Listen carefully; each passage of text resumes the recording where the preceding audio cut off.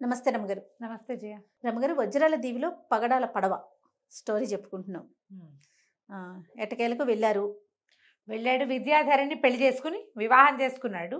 చేసుకున్నాక ఆ అమ్మాయిని ఆ పగడాల పడవలోనే నువ్వు ఇక్కడే ఉండు, నేను వెళ్ళి మా మిగిలిన పని చూసుకొస్తానని బయలుదేరాడు.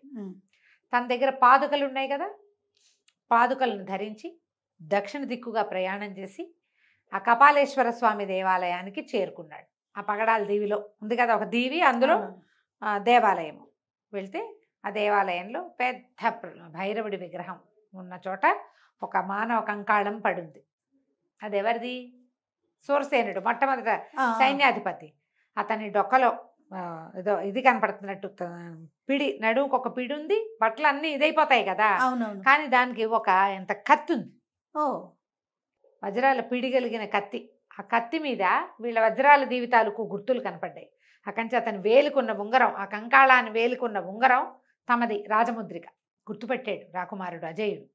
ఇతనే మన సూరసేనుడు ఏంటాడు, ఇక్కడి దాకా వచ్చి మరణించాడే అని చాలా దుఃఖపడ్డాడు. తర్వాత ఏం చేశాడు, ఎదురుగుండా ఒక సరోవరం ఉంది కదా, అందులో చక్కగా స్నానం చేసి వచ్చి భైరవుడి ముందు కూర్చున్నాడు. ఓకే.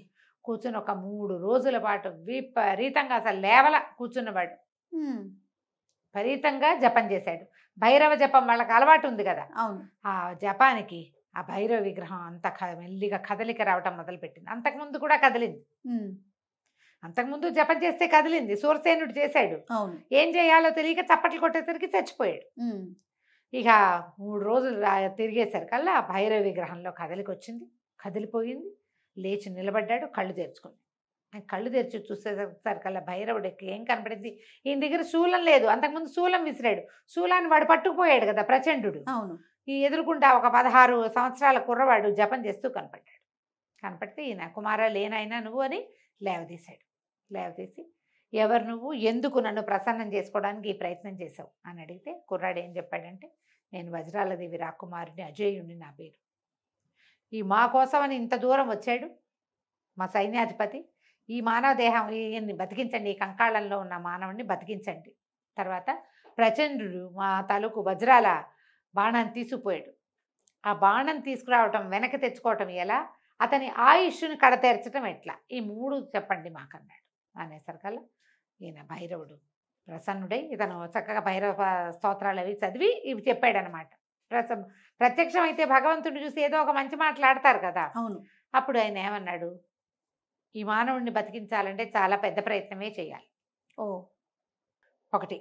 రెండోది, వజ్రాల బాణం, మీ వజ్రాల బాణం ప్రచండుడి దగ్గరే ఉంది.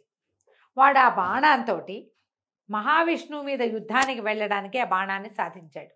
అది విష్ణువు చేతిలో ఉండే బాణం. ఆయన మీ వంశంలో ఒక పూర్వీకులకి ఇచ్చాడు. వాడు బ్రహ్మ కోసం ఇప్పుడు తపస్సు చేసుకుంటున్నాడు, విష్ణువు మీద యుద్ధానికి వెళ్ళే అవకాశాన్ని ఇవ్వమని. ఆయన ఎక్కడుంటాడో తెలీదు, విష్ణువు ఎక్కడో ఉన్నాడు. ఆయన ఎక్కడుంటాడో ఎవరికీ తెలియదు, విష్ణువుని వెతకలేరు. బ్రహ్మను పట్టుకుంటే విష్ణువు దొరుకుతాడని ప్రయత్నం చేస్తున్నాడు. అయితే ఇంకా ఇంకా ఉన్నాయి గోల్డని. అతని ప్రాణం అతని చేతుల్లో ఉండదు. వాడి ప్రాణం, వాడి హృదయాన్ని మహాకాళి హృదయంలో ప్రతిష్ఠ చేసి ఉంచాడు. అది ఎక్కడుంది, వాడు ఉండేటువంటి భైరవ కోనలో లోపల మహాకాళి విగ్రహం ఉంది. కాళీ హృదయంలో ఉంది ప్రచండుడి ప్రాణం. ఈ మానవుడిని బతికించడానికి ఒక ఉపాయం చెప్తాను. వాకిట్లో ఉన్న సరోవరం, బయట ఒక సరోవరం ఉంది కదా, ఆ సరోవరంలో లోపల కింద ఒక ముత్యం ఉంటుంది, నల్ల ముత్యం. అది తీసుకొచ్చి ఈ కంకాళం మీద పెట్టు. తర్వాత నల్ల కలువలతో నీరు తెచ్చి ఇతని మొత్తం కంకాళాన్ని తడపాలి. నువ్వు కలువతో నీళ్లు తేవటం ఏటా, ఎన్నొస్తాయి కలువతోటి, ఎన్నిసార్లు తిరగాలి, తడపాలి. తర్వాత ఈ దేవాలయం తలుకు పై భాగంలో శిఖరాగ్రంలో సంజీవిని అనే ఒక మూలిక ఉంటుంది, ఒక మొక్క. ఆ మూలిక తెచ్చి ఇతని మీద పెడితే బతుకుతాడు. ఇన్ని చేయాలి, ఇంత చేస్తే ఇతను బతుకుతాడు. బతికిన తర్వాత నువ్వు ఎక్కడికి వెళ్ళాలి, భైరవ కోనకి వెళ్ళాలి. అది అక్కడెక్కడెక్కడో ఉంది, దానికి కూడా మార్గం ఉంది వెళ్ళటానికి. అక్కడికి వెళ్తూ కానీ ముందు ఇతన్ని బతికించుకో. ఆ కాళీ హృదయంలో ఉన్న ఆ హృదయాన్ని తీసుకోవాలంటే అంత సులువు కాదు. కాళీని ప్రత్యక్షం చేసుకోవాలి. ఎన్ని చేయాలి పనులు మరి. ఆ కాళీని ప్రత్యక్షం చేయటానికి కూడా అక్కడ ఇంకోటి ఉంది, నా త్రిశూలం ఉంది. భైరవుడు చెప్పాడు, ఆ త్రిశూలం ఎక్కడుంది, ఇతను పట్టుకెళ్ళిపోయాడు కదా ప్రచండు, దాన్ని వాడు ఉండే ఆ నివాసానికి దగ్గరలో ఉన్న ఒక అయస్కాంతపు కొండ ఉంది. ఆ కొండ మీద ప్రతిష్ఠ చేయబడి ఉంది. నువ్వు అది తెస్తే గానీ కాళిని చూడలేవు. చాలా దుష్కరమైన కార్యం, ప్రయత్నం చేసుకో అని చెప్పి మాయమైపోయాడు భైరవుడు. ముందు సూరసేనుడిని బతికించుకోవాలి కదా. సరే అయితే ఈ కుర్రాడు ఏం చేశాడు, బట్టలు విప్పి అక్కడ పెట్టి గోచిపాత రాయుడై అందులోకి దిగాడు. దిగితే ఎంతసేపో చూస్తే పెద్ద సరోవరంలో ఒక ముత్యం ఎట దొరుకుతుంది, మరి ఎంత గాలించాలి. గాలిచ్చాడు. చివరికి ఒక ముత్యపు చిప్పలో నల్లటి ముత్యం దొరికింది. ఓకే. ఆ ముత్యం పట్టుకొచ్చాడు. ఈ సూరసేనుడి కంకాణ హృదయ స్థానంలో పెట్టాడు. ఇంకా అక్కడి నుంచి సరోవరం నుంచి భైరవుడి సన్నిధిలోకి తిరిగి తిరిగి తిరిగి తిరిగి కలువలతో ఎన్నిసార్లు కలువ పువ్వుతో నీరు పట్టుకొచ్చి చీలకాలి. బాబా మొత్తం కంకాళం. అతను 6 అడుగులు ఉన్నాడు. ఇంత పెద్ద కంకాళం, ప్రతి పార్టు తడపాలి. అంతా తడిపాడు. ఆ తర్వాత ఏం చేశాడు, అతని దగ్గర చెప్పులు ఉన్నాయి కదా, ఈ దేవాలయం పై భాగంలోకి వెళ్ళాలి. సంజీవని, ఆ సంజీవని మూలిక కోసం తన పాదుకలు ధరించి ఆ శిఖరాగ్రానికి వెళ్ళి అక్కడున్న సంజీవనిని పట్టుకొచ్చేసరికి ఇప్పుడు ఈ నీళ్లతో తడిపేసరికే మొత్తం శరీరం అంతా వచ్చేసింది. కంకాళం అంతా పూడిపోయింది. మానవ దేహం కనపడుతోంది వస్త్రాలతో సహా. అక్కడున్న వస్త్రాలే అతని మీద ఆచ్ఛాదనగా ఉన్నాయి. శరీరం వచ్చేసింది కానీ ప్రాణం రాలి. ఆ సంజీవని తెచ్చి దాన్ని ఈయన మీద పెట్టాడు. పెట్టంగానే లేచి కూర్చున్నాడు సూరసేనుడు. అతనికి ఏం గుర్తుంది, తను భైరవుడిని ప్రసన్నం చేసుకున్నాడు. భైరవుడి శూలం తనకు తగలటం వరకే. ఆయన కళ్ళు తెరిచి చూసేసరికి ఓ 15-16 సంవత్సరాల కుర్రాడు, గోచిపాతరాయుడు, ఒంటిమించి నీళ్లు గారుతూ నుంచుని ఉన్నాడు. అది చూస్తే ఎట్లా ఉన్నాడు, చంద్రసేన మహారాజులాగా ఉన్నాడు. చంద్రసేనుడు సూరసేనుడు ఇద్దరు ఒకే వయసు వాళ్ళు. సైన్యాధిపతి రాజు ఒక వయసు వాళ్ళు. ఈ వయసులో కనపడుతున్న చంద్రసేనుడిని నేను ఎప్పుడూ చూశా. ఆయనకు అర్థం కాల. నువ్వెవరు, నేను ఇక్కడ ఎందుకున్నా, నువ్వు ఇక్కడికి ఎట్లా వచ్చావు, ఇంత ప్రయత్నం ఎట్లా చేసావు నువ్వు, ఇతను ఎంత ప్రయత్నం చేసి వచ్చాడు, ఎక్కడ గంధమాదన పర్వతం, ఎక్కడ పగడాల పడవా, అవన్నీ పట్టుకుని వచ్చాడు కదా, నువ్వు ఎట్లా వచ్చావు నాయన, నువ్వెవరు ఏమిటంటే అప్పుడు చెప్పాడనమాట. వజ్రాల దేవి యువరాజు అయిన అజేయుడు మీకు అభివాదం చేస్తున్నాడంటే ఆయన ఆశ్చర్యపోయాడు. ఏమిటి ఇలా జరిగిందా అన్నాడు. ఇది జరిగి 17 సంవత్సరాలు అయింది. 17 ఏళ్ల క్రితం భైరవుని దీనికి మీరు బలైపోయారు. మీ శవం ఇక్కడ ఉండిపోయింది. తర్వాత ఒక దుర్మార్గుడైన యోగి మా నాన్నగారికి జంట కవలపల్లాలు తీసుకొచ్చాడు. నేను నా చెల్లెలు అనిలాదేవి జన్మించాం. అతను వజ్రాల బాణం కోసమే ఈ ప్రయత్నం చేశాడు. బాణాన్ని పట్టుకుపోయాడు. దాని అన్వేషణలో నేను ఇక్కడికి వచ్చాను. మొత్తం చెప్పాడు. ఇక్కడికి వచ్చాను, మిమ్మల్ని బతికించడానికి భైరవుడు సహాయం చేశాడు. పదండి మనం వెళ్దాం, ఇప్పుడు అక్కడికి వెళ్ళాలి అని చెప్పి తీసుకొచ్చాడు. బయటికి తీసుకొచ్చి మీరు ఇంటికి వెళ్ళిపోతారా అంటే వెళ్ళనన్నాడు. ఈ మొత్తం కార్యక్రమంలో నేను నీ పక్కన ఉంటాను, కలిసే వెళ్దాం, మనం ఏమవుతుందో చూద్దాం. సరే ఇతను మళ్ళీ వెనక్కి బయలుదేరాడు. ఇప్పుడు ఎక్కడికి వెళ్ళాలి? సరే అక్కడి నుంచి బయలుదేరి ఇక నడవటం మొదలుపెట్టారు. ఇతను ఏం చేశాడంటే ఈ మన సూరసేనుడిని ఇట్లా పట్టుకుని చెప్పులు వేసుకున్నాడు. అయస్కాంతపు కొండ వెళ్ళాలి. అక్కడ దాకా వెళ్ళారు. వెళ్ళిన తర్వాత నువ్వు కింద ఉండని ఆ కొండ తాలూకు శిఖరానికి వెళ్ళి ఆ శిఖరంలో ప్రతిష్ఠ చేయబడి ఉంది భైరవుడి శూలం. ఆ శూలం ఉంటే కానీ చాలా పనులు అవ్వవు. అవును. వెళ్ళి శూలం తీసుకున్నారు. శూలం తీసుకుని వీళ్ళు ఎక్కడికి వెళ్ళాలి, నల్లకొండలో కొండ లోపలికి వెళ్ళిపోతే అక్కడ ఒక రహస్య ద్వారం ఉంది. ఆ గుహ లోపల ఆ ద్వారం తెచ్చుకుని లోపలికి వెళ్తేనే కాళికాదేవి కనపడుతుంది. అంతే. ఇప్పుడు వజ్రాల బాణం కూడా ఆ కాళికాదేవి సాన్నిధ్యంలో నల్లకొండలోనే ఉంది. అది అతను తీసుకెళ్ళాడు. మొదట ఇప్పుడు పళ్ళు ఎక్కడి నుంచి తెచ్చారు వీళ్ళు, ఆ నల్లకొండ పైన ఉన్న గుణమావిడి చెట్టులోంచే తెచ్చుకున్నారు పళ్ళు. అక్కడికే వీళ్ళు మళ్ళీ వెళ్తున్నారనమాట.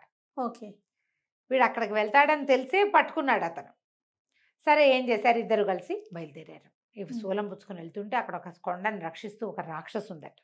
ఆ రాక్షసి మీదకి వచ్చింది. ఎంత సాహసికులరా నరులు ఇక్కడ అన్నాడు. అడుగు కూడా పెట్టడానికి వీల్లేదు అని చెప్పి మీదకి వస్తే ఆ శూలం పెట్టి ఒక పోటు పడితే చచ్చిపోయిందట.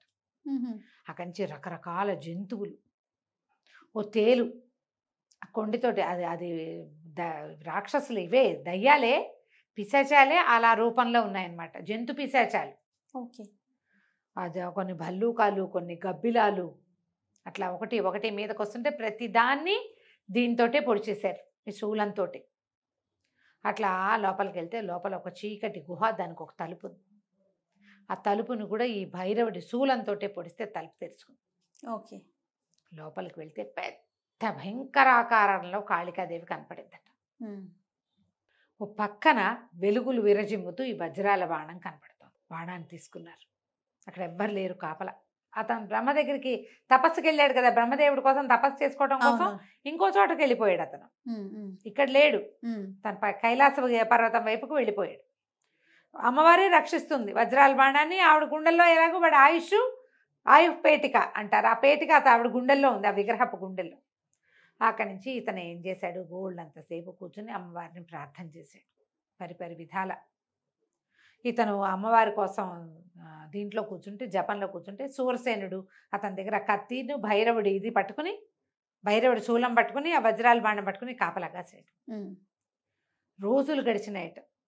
3-4 రోజులు గడిచాక అమ్మవారు ప్రత్యక్షమైతే లేచి నిలబడి అనేక విధాలుగా ఇద్దరు స్తోత్రాలు చేశారు. ఈ రాకుమారుడితో రావటం వల్ల నేను అమ్మని కంటితో చూడగలిగానని సూరసేనుడు ఎంతో సంతోషించాడు. ఓకే. అప్పుడు ఇతను అడిగాడనమాట, అజయుడు, మరి మా వజ్రాల బాణం ఇక్కడ ఉంది, నేను తీసుకెళ్ళిపోతాను, కానీ అతనితో మాకు ఎప్పటికైనా ప్రమాదమే కదా, ప్రచండుణ్ణి సంహరించడం ఎట్లా అంటే, ఆవిడేం చెప్పిందంటే, నా గుండెల్లో ఉంది, వక్షస్థలంలో వాడి ఆయుఃపేటిక ఉన్నది, కానీ నన్ను పడగొట్టడం ఎవరి వల్ల కాదు, పరమశివుడు ఒక్కడు తప్ప నన్ను ఇంకొకడు పడగొట్టలేడు. నన్ను పడగొట్టాలంటే నువ్వు శివుడి సహాయం తీసుకోవాలి. ఎట్లా పడగొడతారు? అమ్మవారి విగ్రహాన్ని ముట్టుకుంటే ఒప్పుకుంటుంది ఆవిడ? అదే కదా. మానవ మాత్రలు కుదరదు కదా. దండం పెట్టుకోవడానికి ఒప్పుకుంటుంది, పడగొట్టడానికి ఒప్పుకోవద్దు. నువ్వు ఆ పని చేయాలంటే, అతన్ని సంహరించాలంటే ఇదే మార్గం, నువ్వు శివుణ్ణి స్వాధీనం చేసుకుని రా, అప్పుడు ఆయుపేటకి తీసుకోవచ్చు నువ్వు. ఓకే.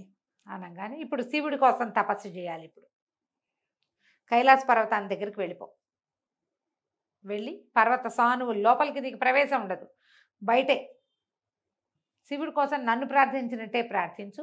ఆయన ప్రత్యక్షమయ్యి ఆయన ఒప్పుకుంటే ఈ విగ్రహం పడగొట్టాలని, అంబిక విగ్రహాన్ని పడగొట్టాలంటే ఒప్పుకోవద్దు, మరి నువ్వు ఒప్పించుకుని రా. ఇప్పుడు ఇతను తపస్సు ఏమిటి, ముందు బ్రహ్మని తర్వాత శివుణ్ణి తపస్సు చేస్తాడు వాడు ప్రచండు. ఎందుకంటే అతనికి కావాల్సింది ఏమిటి, విష్ణుమూర్తితోటి యుద్ధం, అప్పుడు లోకాల మీద సామ్రాజ్యాధిపత్యం. మంత్రవేత్తలందరికీ కూడా ఒక భగవంతుడి మీద పగ ఉంటుంది, వీళ్ళే దేవుళ్ళు అయిపోవాలని కోరుకుంటారు. పాత కథల్లో అవే కనపడుతుంది. అవునండి, వీడే దేవుడు అయిపోవాలి, వాడు దేవుడు అయిపోవాలంటే దేవుడిని జయించాలి. అందుకని ఇట్లాంటి శక్తులని సహాయంగా తీసుకుంటారు. అందుకు విష్ణువు మీద జయించాలన్నా, ఆయన మీద యుద్ధానికి వెళ్ళాలన్నా విష్ణువు యొక్క ఆయుధంతో కుదురుతుంది మానవులకి. అందుకు ఆ వజ్రాల బాణాన్ని సాధించాడు వాడు అని చెప్పి అమ్మవారు మాయమైపోయింది. ఇప్పుడు ఏం చేయాలి?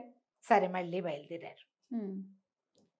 మళ్ళా బయలుదేరి కైలాస పర్వతం వైపుకి ప్రయాణం చేశారు. కైలాస పర్వతానికి వెళ్ళిపోయారు. పర్వతం కైలాస పర్వతమే కానీ కైలాసం కాదు అది, ఇంకా వెళ్ళాలి లోపలికి. ఆ ద్వారాలు మామూలు వాళ్ళు ఎవరికి తెరవబడవు. సూరసేనుడు మళ్ళీ కాపలా కాస్తుండగా ఇతను మళ్ళీ జపానికి కూర్చున్నాడు యువరాజు. ఇప్పుడు ఇతనికి ఇలా ఎలా కుదిరింది, వీడు చిన్నపిల్లవాడు కదా, ఎట్లా కుదిరిందంటే ఇతని 12వ ఏటే అతనికి ఏం చేశారు, వీడు ప్రచండు ఏం చేస్తాడోనని ఒక రహస్య స్థలంలో అడ్డుపెట్టారు. రాజగురువు అయిన శ్రీకాంత శర్మ ఇతనితోటి ఉన్నాడు. ఈ మంత్రోపదేశాలన్నీ అతను చేశాడు. ఒట్టి యుద్ధ విద్యలతోటి పూర్తిగా దేన్ని సాధించలేము. యుద్ధ విద్యలకు ఎప్పుడు దైవ బలం ఉండాలి.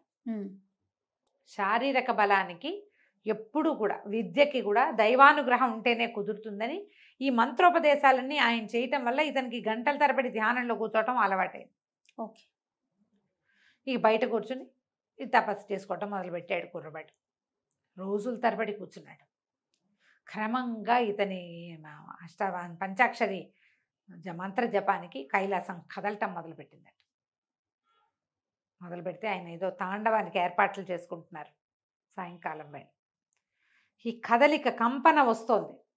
ఎవరి వల్ల ఇది కంపిస్తోంది, ఎవడ్రా వాడు అని అనేసరికల్లా ఒక మానవ యువకుడు మీకోసం ప్రార్థిస్తున్నాడని ప్రమదగణాలు చెప్పేసరికి పరమేశ్వరుడు బయటికి వచ్చి కుర్రవాడికి ప్రత్యక్షమయ్యాడు. ప్రత్యక్షమయ్యేసరికి అలా కుర్రాడు రకరకాల నమస్కారాలు చేసి ఎన్నో రకంగా పరిపరి విధాలుగా పరమేశ్వరుని ప్రార్థించి తన కథ అంతా చెప్పుకొని మహాకాళి విగ్రహాన్ని పడగొట్టాలంటే కేవలం నీ వల్లే అవుతుంది తండ్రి. ఆ విగ్రహంలోనే ప్రచండుడి ఆయుష్ ఉంది. నేను నా బాణం దొరికిందని నేను వెనక్కి వెళ్ళిపోతే మళ్ళీ నన్నేమీ చేయడన్న నమ్మకం లేదు. పైగా ఇప్పుడు తపస్సు కూడా చేయబోతున్నాడు. ఇంత తపస్సంపన్నుడు అయిన తర్వాత నేనేం చేయగలుగుతాను? అప్పుడు ఆయన ఆలోచించి సరే అని చెప్పి ఒక చిన్న శక్తిని నువ్వు కోరుకున్నప్పుడు నీకు ఈ దీనికోసమే ఉపయోగపడుతుంది, వెనక్కి వెళ్ళిపో, నువ్వు నన్ను ప్రార్థించి నువ్వు అంబిక విగ్రహాన్ని పడగొట్టచ్చు ఓకే అని చెప్పి ఒప్పుకున్నాడు. ఆ శక్తితోటి మళ్ళీ సూరసేనుడు ఈ అజేయుడు ఇద్దరు బయలుదేరి వచ్చారు. బయలుదేరి ఇక్కడికి వచ్చేసరికల్లా ఆయన ఇచ్చాడు కదా, అప్పుడు ప్రార్థన చేసుకుని తన కత్తికి రుద్రశక్తిని ఆవాహన చేసుకుని ఆ శక్తితోటి అంబిక విగ్రహాన్ని కొట్టబోయేసరికల్లా మళ్ళీ అమ్మవారి ప్రత్యక్షమైంది. ఇప్పుడు ఏం చెప్పిందో మనం వచ్చే భాగంలో తెలుసుకుందాం. తప్పకుండా అండి. ఎన్ని ట్విస్టులో. నమస్తే రమ్మగారు. నమస్తే.